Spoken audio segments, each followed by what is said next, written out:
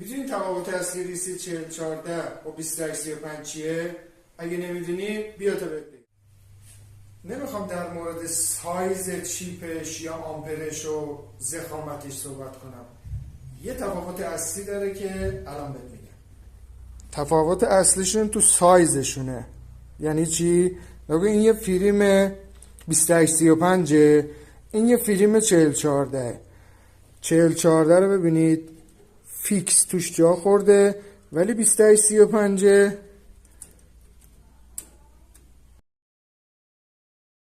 حالا این یه فیلم 2835.